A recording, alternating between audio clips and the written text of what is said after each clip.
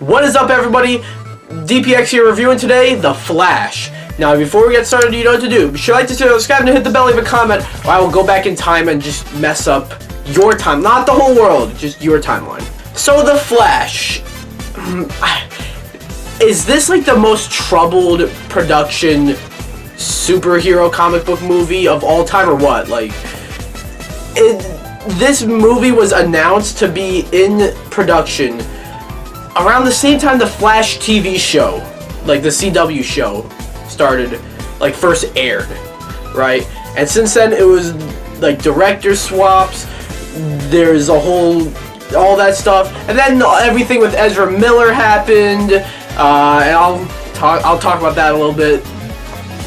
We finally got the Flash movie. What do I think of it? I think it's actually really solid. You know, the DCEU at the moment kind of suffers a problem of, you know, it's being restarted, it's being rebooted. What's the point of some of these movies, you know? What's the point of these? Because they don't really matter. You didn't really feel that with The Flash, because there were rumors that this was going to be the movie to reset the DCEU, but whatever the case may be, you don't really feel that when watching this. By the way, spoiler free, okay? First of all, it is worth mentioning, yes, Ezra Miller as the Flash. Ezra Miller is...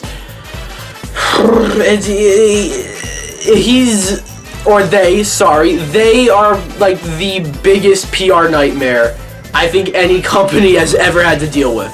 And the frustrating thing about that is that even though they are such a huge PR nightmare, Warner Brothers did nothing. They didn't even address it. Now, after watching the movie, you understand why they couldn't really recast Ezra. You know what I mean? And to give credit where credit is due, Ezra does a great job here. And the character of Barry Allen, the character of the Flash, goes through a good arc. You know, and the story, the setup makes sense. Barry Allen wants to, you know, his mother died and his father got sent to prison, wrongfully being accused of murdering his mother. And he wants to go back in time because he figures out that he is, with his powers, he's able to go back in time. He wants to go back in time to fix that. Without getting into spoilers, he goes on this arc.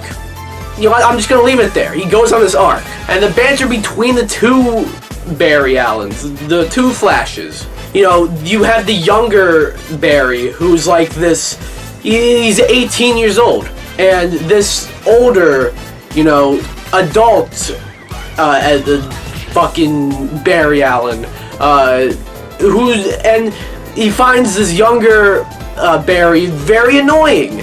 And you probably would if this was you. And I didn't really like put it this way at first, but I realized, you know, we didn't really see this universe's Barry Allen really go through the arc to become the Flash. You know what I mean? You know, because he was introduced in Justice League, and through that, it's like, you know, just get thrown in this movie. Not really. You don't get a backstory. Who cares? We kind of see with the younger Barry Allen, we kind of see you know, we see the journey. We kind of see him go through the beats of being the Flash. Also, Michael Keaton returns as Batman. You know, and that was kind of like what they were, I feel like that's what they were mainly marketing this movie around, which obviously you don't really want Ezra Miller to be the focal point of your marketing, you know. And Michael Keaton coming back as Batman that's huge. That's crazy. So of course, like, if you can't market it around Ezra Miller, market it around, you know, Michael Keaton. But we kind of see Michael Keaton's Batman, and it's, you know, the way they use him, I think, was very well. And they made him sort of like a side character. Like, the two main characters are the two Flashes, the two Barrys. I'd say Michael Keaton's Batman is like the supporting character. And like I said, Michael Keaton is great in it. He's a scene stealer, and even like he's got some of the lines, like he says, "I'm Batman," which yeah, maybe it's like it's a little bit forced, but it's nice to hear him say that. Also gotta mention Supergirl. Supergirl was in a lot of the trailers, and she was like in the marketing a lot. She is important in this movie. I don't remember the actress who plays her, but she did a great job. She's not as important as I honestly thought she would be, though. And also they bring back Zod, and he is kind of the main villain, sort of. I don't want to get into spoilers, but what they do with him is actually kind of interesting. And of course, there's a whole bunch of other cameos. You might have been spoiled by them. You might have not. I don't know. But I'm not spoiling anything. You will not hear a spoiler out of me. But they were all like, there wasn't a bad cameo there. There wasn't all the cameos there. It wasn't as much of a cameo fest as I was expecting. Not that that's a bad thing, I'm not holding that against the movie. It's just more of like me kind of being a little surprised. It wasn't that much of a cameo fest. But the cameos were very well done, and they were definitely like, they're crowd pleasing and all that. As for my issues with the movie, there's the general issue with Ezra Miller. It's not really a problem with the movie necessarily, it's a problem surrounding the movie. That's sort of a mixed thing, you know what I mean? And it's not particularly that this movie stars Ezra Miller, it's more that Warner Brothers ignored the Ezra Miller problem, and there are some serious allegations against them, and at the very least you address it. I mean, I know the new ownership over at Warner Brothers inherited and absorbed this problem. You know what I mean? This problem did not originate under them. So, once they absorb this problem, once they inherit this problem, it's like, what do you do? You know what I mean? But again, I can't hold that necessarily against the movie, but I totally understand why maybe you wouldn't want to go out and see this movie because of Ezra Miller. I honestly thought I wasn't going to be able to do that, but then the more the trailers came out, I'm like, this movie actually looks awesome. So I came around on it, but it was like, I know some of you are going to be like, I just don't know if I can watch this movie and enjoy it with the main character being played by who he is, and specifically with this company, the studio, not even giving a shit about it. That's where I do have two. I have one issue that's kind of a mixed still, and it's that the ending of the movie feels a little anticlimactic. I'm not entirely sure how I would have had it better, and it makes sense seeing it in practice, seeing it in execution, you know what I mean?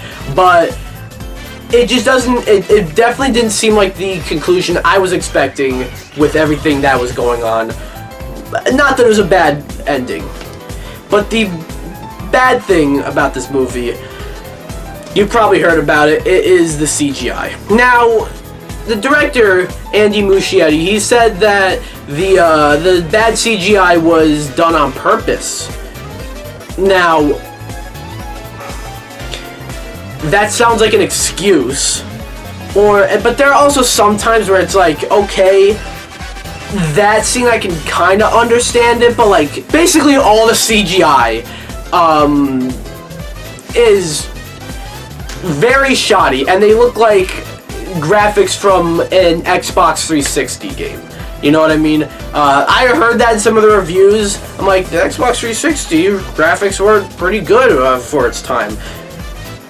No, they look like Xbox 360 graphics, and that's not a good thing. This movie was delayed so many times and has a huge budget. I really don't think there's an excuse for a CGI this bad. But other than that doesn't take away from the movie that much. I think The Flash, all this turmoil, all this production hell, and Ezra Miller, I think the Flash movie ended up being really great.